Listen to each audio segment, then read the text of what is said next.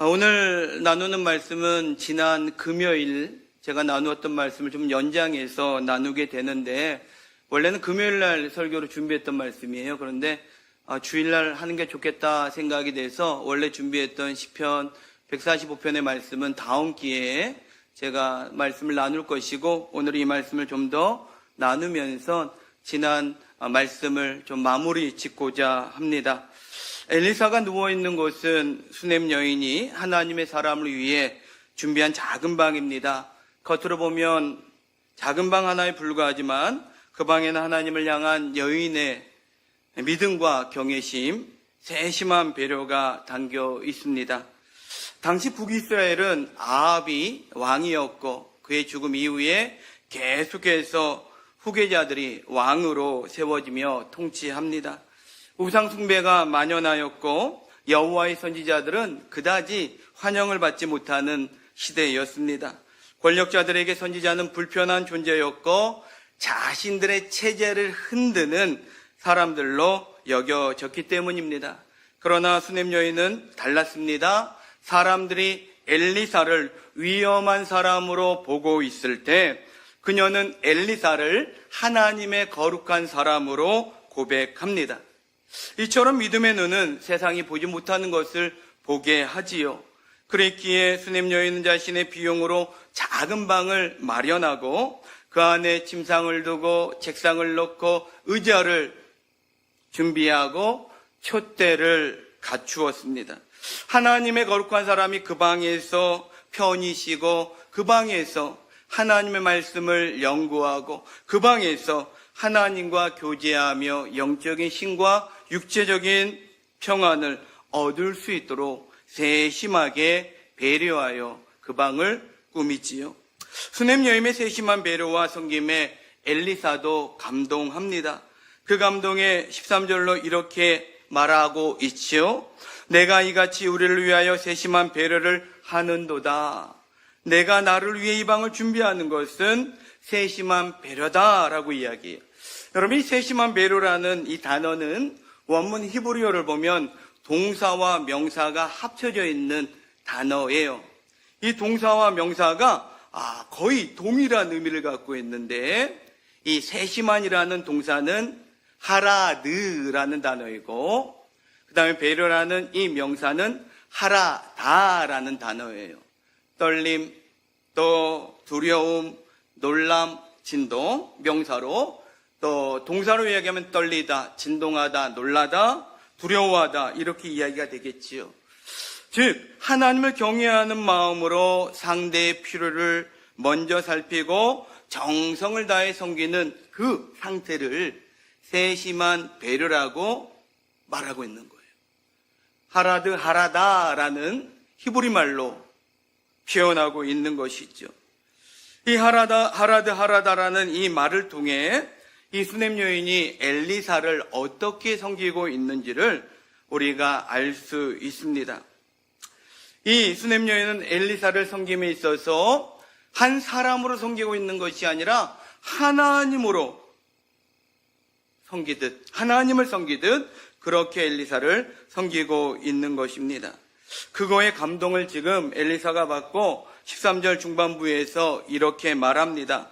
내가 너를 위하여 무엇을 하랴? 왕에게나 사령관에게 무슨 구할 것이 있느냐? 묻습니다.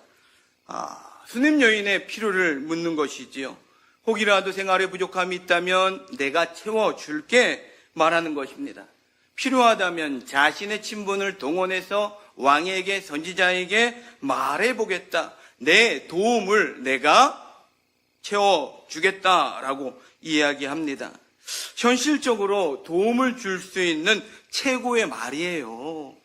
엘리사가 지금 건네는 말은 실제적으로 피부에 와닿는 말이잖아요. 당장 돈이 필요한데 돈을 줘요? 먹을 필요한데 먹을 걸 줘요? 필요하지 않습니까? 안 필요한가 봐요. 엘리사가 건네는 말은 분명하게 고마운 말이 맞습니다.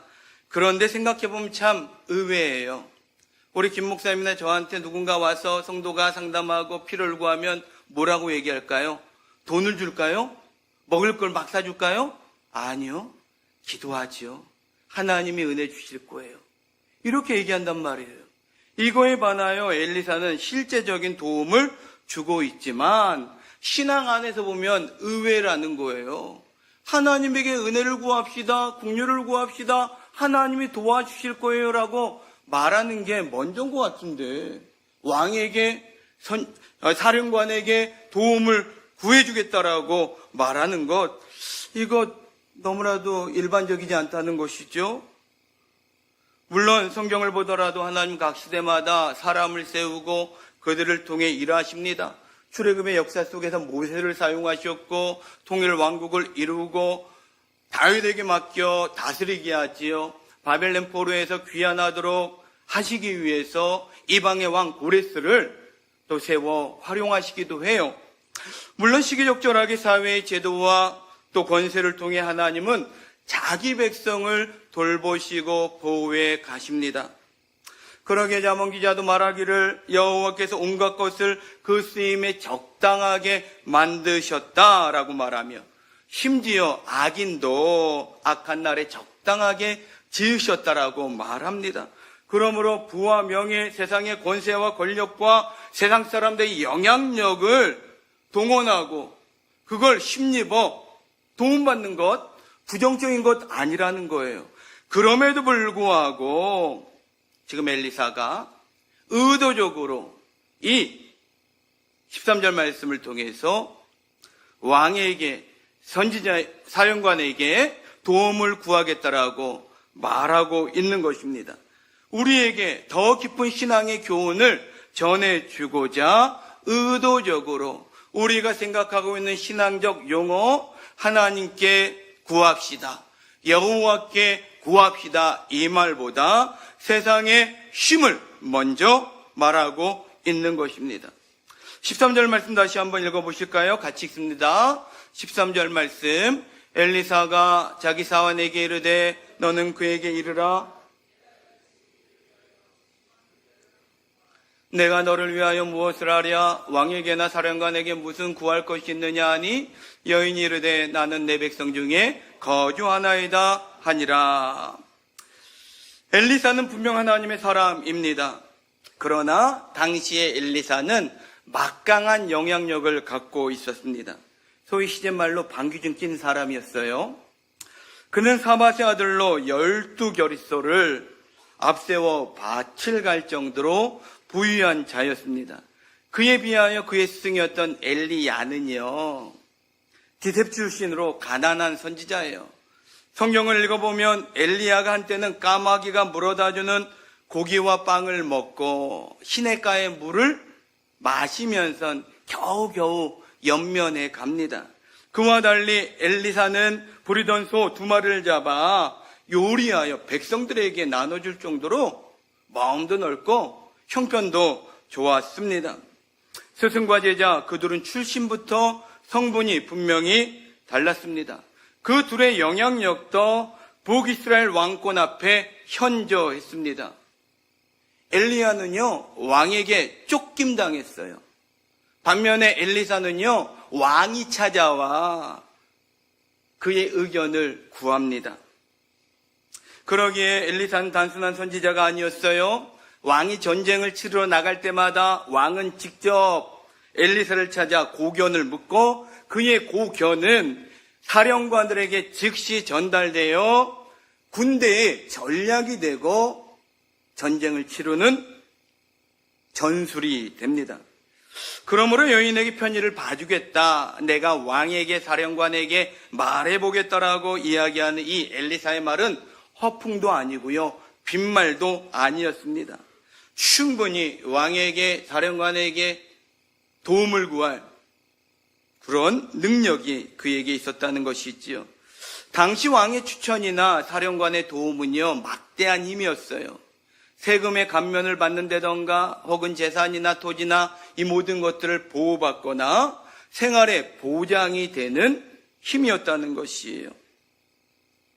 수넴 여인에게 왕과 사령관은요, 소위 오늘날로 이야기하면 더 좋은 이력, 더 높은 자리, 더 많은 사람의 인정을 구하라고 속삭이는 세상의 그 속삭임과 같은 것이었습니다.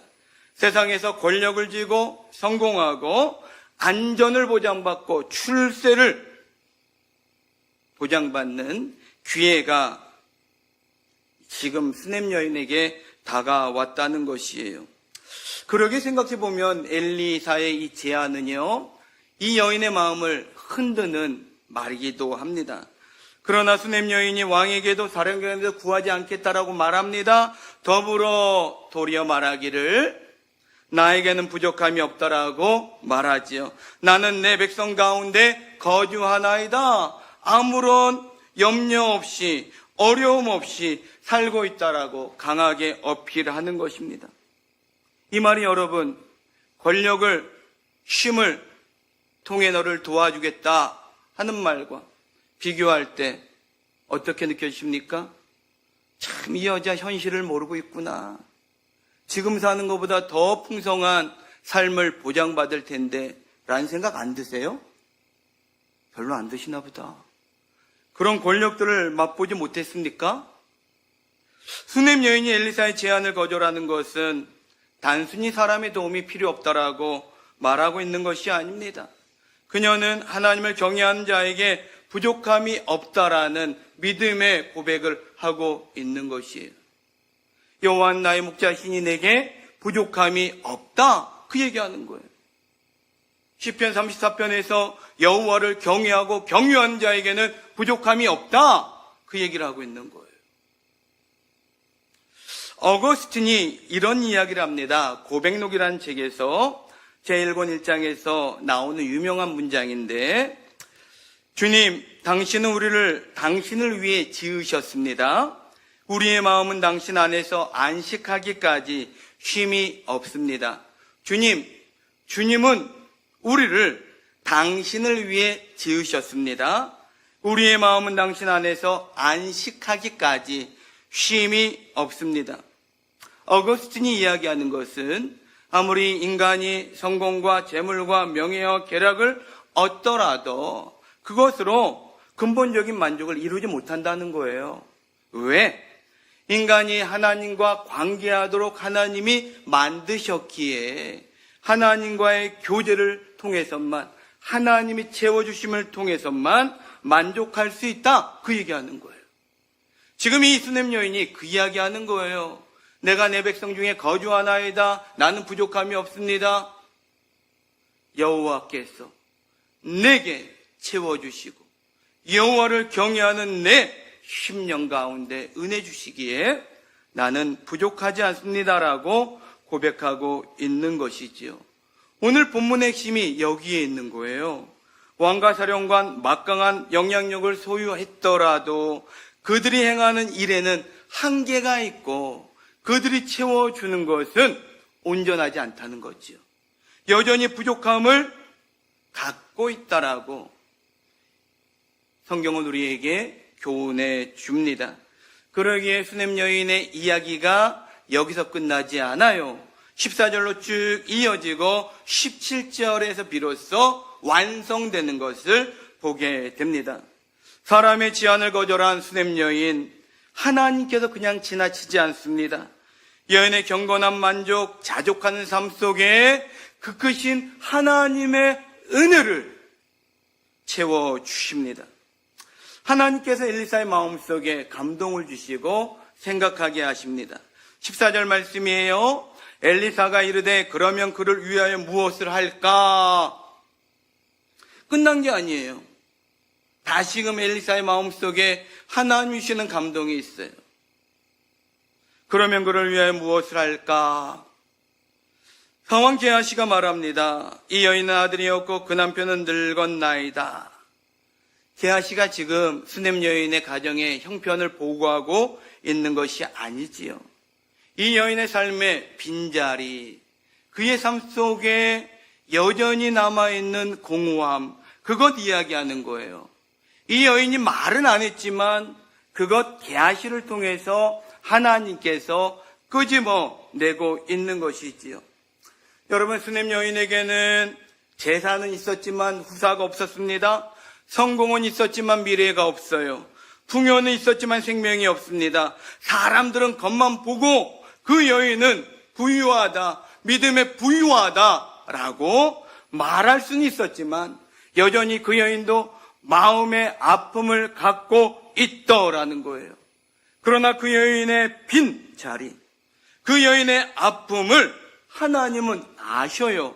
왜요? 하나님이 그 여인을 지으셨기에 지으신 자가 그 아픔의 빈자리를 무엇하셔야 돼요? 채워주셔야 될 시간이 되었다는 것입니다. 어느 아이가 1000개의 퍼즐을 맞히는 퍼즐 게임을 했어요. 999개의 퍼즐을 잘 맞췄는데 하나가 보이지가 않는 거예요. 하나가. 마지막 한 조각을 찾습니다. 보이지 않길래 여전히 다른 것들을 좀 갖다가 맞춰보는데 어떨까요? 맞지가 않는 거예요. 색도 맞지 않아요. 모양도 맞지 않아요. 다른 것을 다 끼워 넣지만 퍼즐이 완성이 되지 않는 것이에요. 좀 더 찾아봅니다. 결국 잃어버렸던 마지막 조각을 찾아 비로소 퍼즐을 완성하게 되지요. 우리 인생도 그러하다는 것이지요. 돈도 있고 건강도 있고 명예도 있고 가족도 있지만 999개의 퍼즐이 우리 안에 다 있지만 한편으로는 말할 수 없는, 설명할 수 없는 마음의 빈자리가 있다는 거예요. 아내도 몰라줘요. 남편도 몰라줘요. 자식도 몰라줘요. 그러기에 무엇합니까? 쉼없이 돈 벌려고 애쓰고요. 열심히 권력과 명예를 얻어보고자 노력하고요. 때로는 성공을 향해, 때로는 취미생활로 또 이런저런 경험으로 자신을 메꾸려고 애쓰는 것들을 보지요. 그러나 어떻습니까? 공허한 거예요. 그 빈자리가 마음에 흡족하지 않다는 것이지요. 그러나 하나님이 만드신 인생이기에 하나님이 채워주시면 우리의 마음의 흡족함이 온전해지리라 믿을 수 있는 저와 여러분 되시기를 바랍니다. 여러분, 엘리사가 다시 수넴 여인을 불러 말합니다. 16절 말씀 같이 읽어볼까요? 16절 말씀 같이 읽습니다. 엘리사가 이르되 한 해가 지나 이때쯤에 내가 아들을 안으리라 하니 여인이 이르되 아니로소이다. 내 주 하나님의 사람이여 당신의 계집종을 속이지 마옵소서 하니라. 여러분, 아들 주겠다는데도 별로 달가워하지 않아요. 아들을 구했던 사무엘상 1장의 한나를 생각해보면 도통 이해가 가지 않습니다. 한나는요 어땠습니까? 성막을 찾아 그곳에서 울며 아들을 구합니다.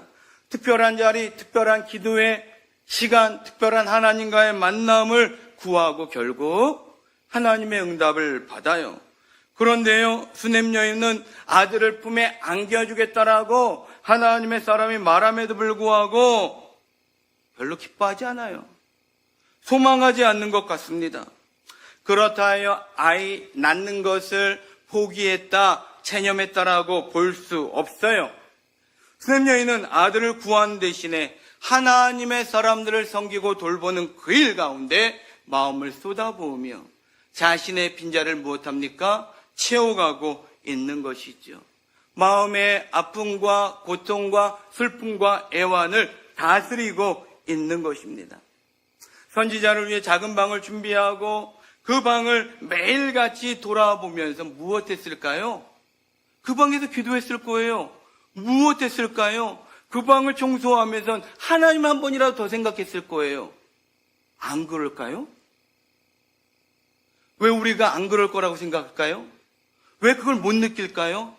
죄송한 얘기지만 매일같이 교회를 오지 않기 때문이라는 거예요. 무슨 얘기인지 이해 가세요? 여러분, 예배당에 올라오면 가장 먼저 무엇 하십니까? 가장 먼저 무엇 하세요? 제 질문이 어려워요? 기도하잖아요. 내 마음을 아뢰고 하나님 앞에 나아가잖아요. 또 기도하고 시간이 좀 있고 또 자리에 앉아있다 보면 성경책을 뭐합니까? 피잖아요. 말씀을 보잖아요. 하나님이 뭐라 말씀하시나? 내 인생 가운데 하나님께서 무엇이라 말씀하시나? 이게 우리의 생활 아닌가요? 기도하고 예배하고 말씀을 통해 무엇하는 거예요? 여전히 우리의 인생 가운데 안타깝고 아프고 풀리지 않는 그 문제들을 하나님께 내어놓고 하나님이 풀어가시는 그 시간을 기다리는 줄 믿습니다. 그리하면서 인생을 포기하는 게 아니에요. 우리 인생에 더 열심히 힘있게 살아가는 거지요. 손에 잡히는 것 없고 내가 기대하고 내가 바라는 것처럼 다 채워지지 않을지라도 여전히 하나님은 나를 기억하시고 나의 기도를 들으시고 그의 때에 그의 시간에 이루리라 하는 믿음을 갖고 오늘을 더 행복하게 살아가는 줄 믿습니다. 이게 경건한 만족이라는 거예요. 이게 수냄 여인이 가졌던 믿음이었다는 거예요. 하나님을 경외하니, 하나님을 신뢰하니, 하나님이 나에게 부족함 없이 채우리라. 이 일을 어떻게 했다고요? 매일같이 한 거예요. 매일같이. 먼지가 수부룩, 쓰레기가 수부룩 쌓일 때까지 기다렸다가 일주일에 한 번 오는 것이 아니라요. 매일같이 그 작은 방을 돌아보며 선지자가 언제라도 와서 쉬다 갈 수 있도록 살폈다는 것이지요. 그러면서 여인은 생각하는 거예요. 하나님, 내 인생 가운데 함께 하시니 감사합니다. 하나님, 지금 내 인생에 연약함이 있지만 도우시고 붙잡아 주시고 은혜 주시리라 믿습니다. 그러면서 무엇하는 거예요? 마음을 달래고 믿음을 지키고 하나님을 향한 기도와 예배를 이어가지요. 그것이 결국 이 여인의 인생 가운데 기적이 되더라는 거예요. 하나님의 은혜로 채워지더라는 것입니다. 물론 우리 인생 가운데 하나처럼 특별한 시간, 무릎을 꿇고 은혜를 구하는 간절한 시간도 필요하지만 그것 못지않게 그보다 더 중요한 것은 매일매일의 삶 속에서 무엇 해야 되는 거예요? 하나님과 내가 동행하고 있는가? 내 일상이 하나님과 함께하는 삶인가? 그것이 더 귀하고 소중하다는 생각 잊지 않는 저와 여러분 되시기를 바랍니다. 여러분, 특별한 은혜는요, 특별한 날에만 찾아오는 것이 아니에요. 하나님의 특별한 은혜는, 그 기적의 사건은 하나님과 함께하는 평범한 하루하루 속에서 만들어가게 되는 줄 믿습니다. 그러기에 결국 하나님의 특별한 은혜가 평범한 일상 가운데 있는 이 수냄의 여인의 삶 가운데 채워지더라는 것이지요. 그럼에도 불구하고 안타까운 것은 수냄 여인이 하나님을 경외하는 자임에도 불구하고 하나님의 사람을 극진히 섬기는 믿음의 소유자였음에도 불구하고 그녀가 믿음의 한계를 보여요. 여인이 말합니다. 16절이에요. 하나님의 사람이여 당신의 계집종을 속이지 마옵소서. 여인의 말은 이런 거예요. 자신을 위로하려고 하지 마세요. 공연하게 기대하게 하지 마세요. 헛된 소망을 불어넣지 마세요 라고 이야기하고 있는 것이지요. 안타깝게도 수냄 여인이 하나님의 거룩한 사람을 통해 주시는 하나님의 말씀, 약속의 말씀을 온전히 지금 받지 못하고 있습니다. 이 장면은 창세기 18장에 나오는 사라의 모습과 동일해요. 아브라함의 집을 방문했던 하나님의 사자들이 아브라함에게 이야기하잖아요. 내년 이맘때쯤에 내 집안에 후사가 있을 것이야. 아들이 있을 것이야 했는데 그 이야기를 엿들었던 사라가 농담으로 여겼다라고 성경은 이야기합니다. 하나님의 사람이 예언하는 그 말에 수냄 여인도 농담으로, 위로로, 공연한 말로 반응하고 있는 것이죠. 현실적으로 보면 그래요. 이 게하시가 이야기한 것처럼 수냄 여인의 남편은 나이가 많았고 이미 늙었기에 현실은 그렇다는 거예요. 그러나 엘리사가 예언한 결과는 어떻습니까? 공연한 기대가 아니었어요. 위로의 말이 아닙니다. 하나님의 신실하심이 한 해가 지나가며 확연하게 드러났습니다. 17절 말씀 같이 읽죠. 17절 말씀 같이 읽습니다. 여인이 과연 잉태하여